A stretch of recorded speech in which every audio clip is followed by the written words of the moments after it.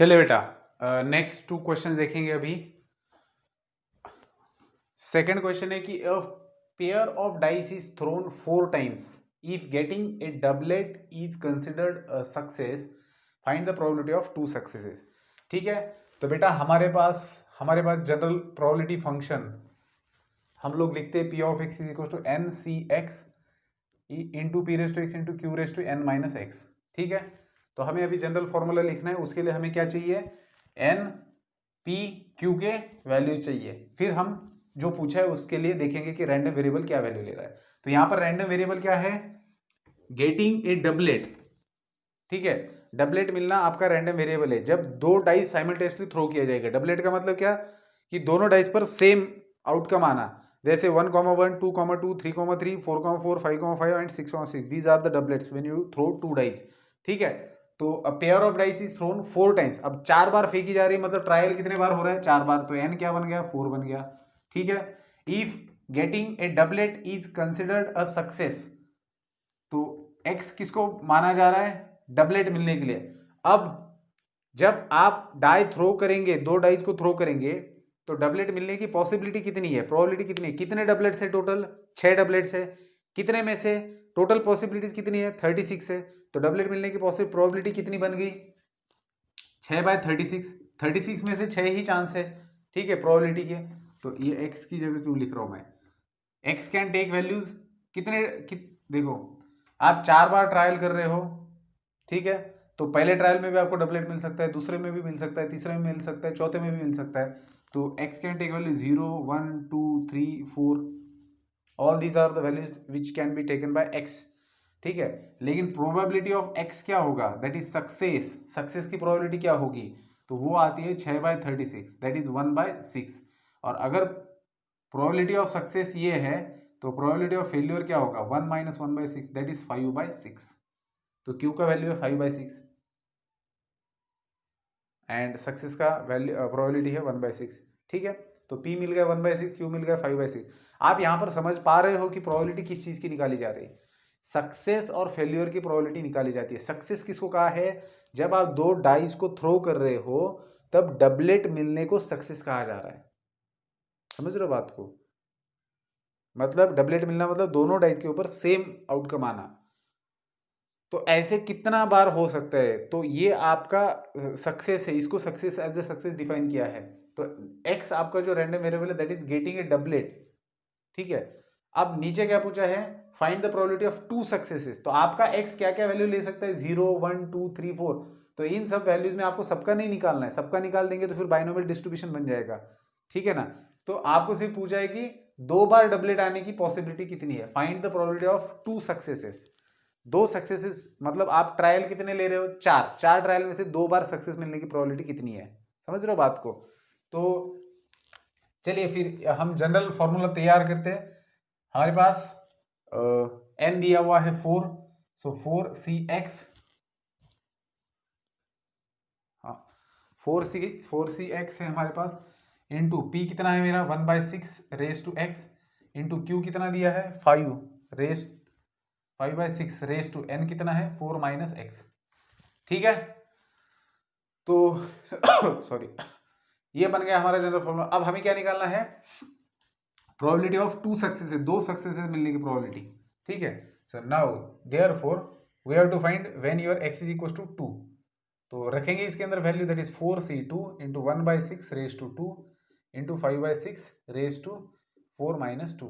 That is nothing but 4c2 मतलब 4 into 3 divided by 2 into 1 into 1/6 square into 5/6 whole square. So आपको यहाँ पर मिलेगा बेटा 2 2 ज़ा 4, 2 3 ज़ा 6, तो एक 6 इसके साथ में गायब, और यहाँ पर बचेगा 25/36। तो आप लिख सकते हो 25/216। तो इसका आंसर क्या आएगा, 25/216। ठीक है, चलिए नेक्स्ट देखते हैं हम लोग। There are 5% defective items in a large bulk of items. ठीक है, जो भी कोई लार्ज बल्क है आइटम्स का, उसके अंदर 5% डिफेक्टिव आइटम्स है। What is the probability that a sample of 10 items will include, sample of 10 items will include not more than 1 defective item। अब यहां पर सैंपल कितने आइटम का है, 10 आइटम का। मतलब ट्रायल कितने बन गए, 10 ट्रायल बन गए। और probability of getting a defective item from the bulk of the item, मतलब आपके पास बल्क के अंदर कितने भी आइटम्स हो सकते हैं, जैसे यहाँ पर 10 आइटम दिए हैं, तो जितने भी बल्क में आइटम्स है उसके अंदर डिफेक्टिव आइटम होने की प्रोबेबिलिटी है 5%। तो प्रोबेबिलिटी ऑफ, चलिए पूरा पढ़ते हैं, not more than 1 defective item. तो यहाँ पर सक्सेस किसको कहा जा रहा है कि डिफेक्टिव आइटम मिलने को, ठीक है ना। तो probability of defective item x क्या है basically, that is getting getting a defective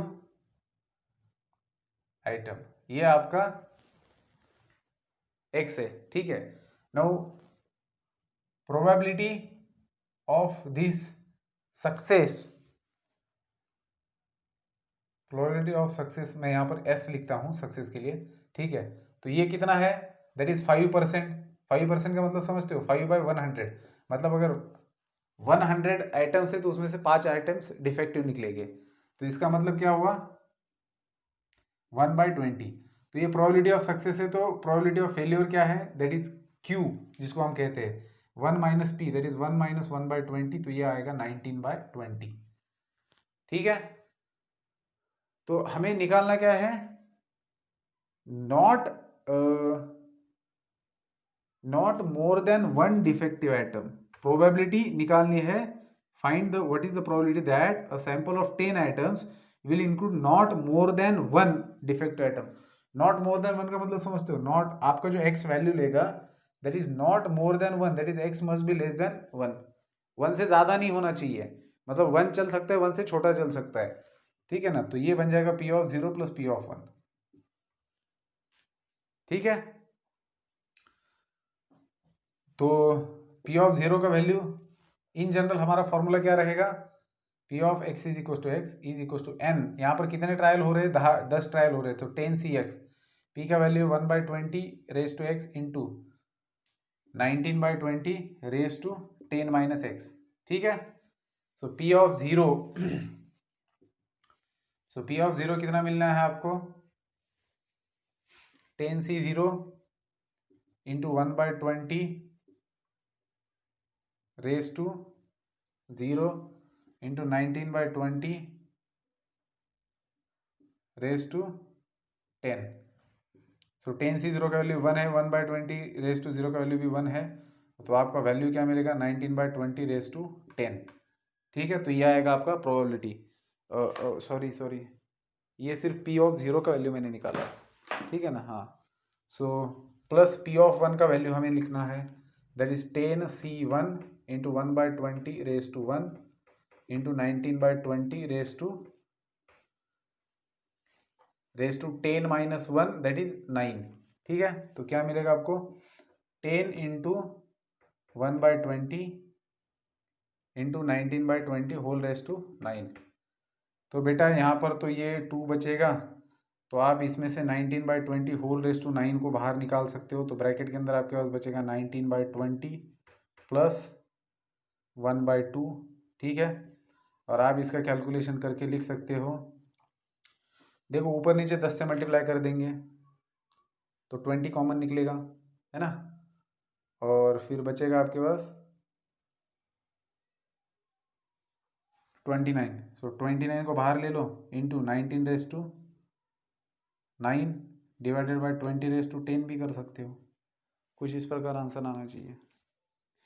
जी बिल्कुल सही है, ठीक है। तो चलिए आगे के क्वेश्चन देखेंगे नेक्स्ट वीडियो में। Good bye.